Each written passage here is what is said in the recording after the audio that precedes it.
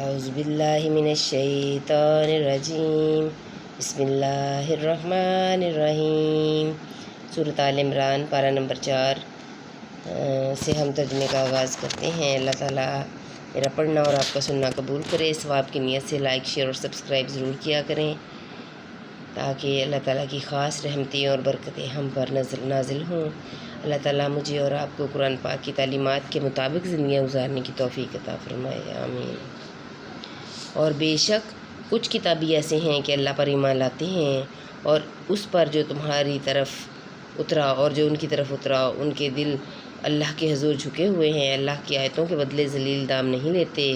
یہ وہ ہیں جن کا ثواب ان کے رب کے پاس ہے اور اللہ جلد حساب کرنے والا ہے۔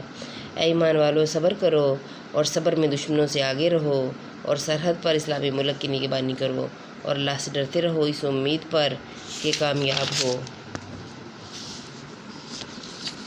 بسم اللہ الرحمن الرحیم۔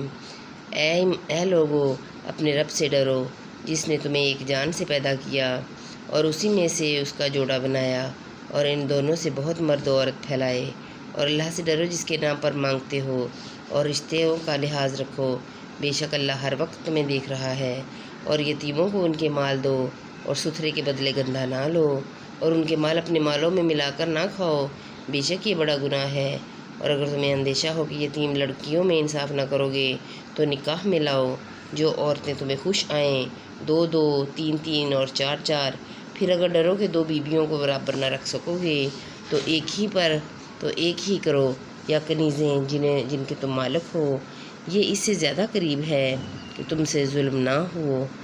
اور عورتوں کو ان کے مہر خوشی سے دو، پھر اگر وہ اپنے دل کی خوشی سے مہر میں سے تمہیں کچھ دے دیں تو اسے کھاؤ رچتا پچتا، اور بے عقلوں کو ان کے مال نہ دو جو تمہارے پاس ہے، جن کو اللہ نے تمہاری بسرکات کیا ہے، اور انہیں اس میں سے کھلاؤ اور پہناؤ اور ان سے اچھی بات کہو، اور یتیموں کو آزماتے رہو یہاں تک کہ جب وہ نکاح کے قابل ہوں، تو اگر تم ان کی سمجھ ٹھیک دیکھو تو ان کے مال انہیں سپرد کر دو اور انہیں نہ کھاؤ حد سے بڑھ کر اور اس جلدی میں کہ کہیں بڑے نہ ہو جائیں۔ اور جسے حاجت نہ ہو وہ بچتا رہے، اور جو حاجت مند ہو وہ بقدر مناسب کھائے۔ پھر جب تم ان کے مال انہیں سپرد کر دو تو ان پر گواہ کر لو، اور اللہ کافی ہے حساب لینے کو۔ مردوں کے لیے حصہ ہے اس میں سے جو چھوڑ کے گئے ماں باپ اور قرابت والے، عورتوں کے لیے حصہ ہے اس میں سے جو چھوڑ گئے ماں باپ اور قرابت والے، ترکہ تھوڑا ہو یا بہت، حصہ ہے اندازہ باندھا ہوا۔ پھر بانٹتے وقت اگر رشتہ دار اور یتیم اور مسکین آ جائیں تو اس میں سے انہیں بھی کچھ دو، اور ان سے اچھی بات کہو، اور ڈریں وہ لوگ اگر اپنے بعد ناتواں اولاد چھوڑتے تو ان کا کیسا انہیں خطرہ ہوتا۔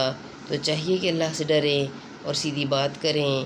وہ جو یتیموں کا مال ناحق کھاتے ہیں وہ تو اپنے پیٹ میں نری آگ بھرتے ہیں، اور کوئی دم جاتا ہے کہ بھڑکتے دہڑتے جائیں گے۔ اللہ تمہیں حکم دیتا ہے تمہاری اولاد کے بارے میں، بیٹے کا حصہ 2 بیٹیوں کے برابر ہے۔ پھر اگر نری لڑکیاں ہوں اگرچہ 2 سے اوپر تو ان کو ترکے کی 2/3، اور اگر ایک لڑکی ہو تو اس کا آدھا، اور میت کے ماں باپ کو ہر ایک کو اس کے ترکے سے چھٹا۔ اگر میت کی اولاد ہو، پھر اگر اس کی اولاد نہ ہو اور ماں باپ چھوڑے تو ماں کا 1/3، پھر اگر اس کے کئی بہن بھائی ہوں تو ماں کا 1/6 بعد اس وصیت کے جو کر گیا۔ اور دین کے تمہارے باپ اور تمہارے بیٹے، تم کیا جانو کہ ان میں کون تمہارے زیادہ کام آئے گا، یہ حصہ باندھا ہوا ہے اللہ کی طرف سے، بے شک اللہ علم و حکمت والا ہے۔ اور تمہاری بیویاں جو چھوڑ جائیں اس میں سے تمہیں آدھا ہے اگر ان کی اولاد نہ ہو، پھر اگر ان کی اولاد ہو تو ان کے ترکے میں سے 1/4 ہے جو وصیت وہ کر گئیں، اور دین نکال کر، اور تمہارے ترکے میں عورتوں کا 1/4 ہے اگر تمہاری اولاد نہ ہو، پھر اگر تمہاری اولاد ہو تو ان کا تمہارے ترکے میں سے 8واں جو وصیت تم کر جاؤ، اور دین نکال کر۔ اور اگر کسی ایسے مرد یا عورت کا ترکہ بٹتا ہو جس نے ماں باپ اولاد کچھ نہ چھوڑے اور ماں کی طرف سے اس کا بھائی یا بہن ہے تو ان میں سے ہر ایک کو 1/6 پھر اگر وہ بہن بھائی ایک سے زیادہ ہوں تو سب تہائی میں شریک ہیں۔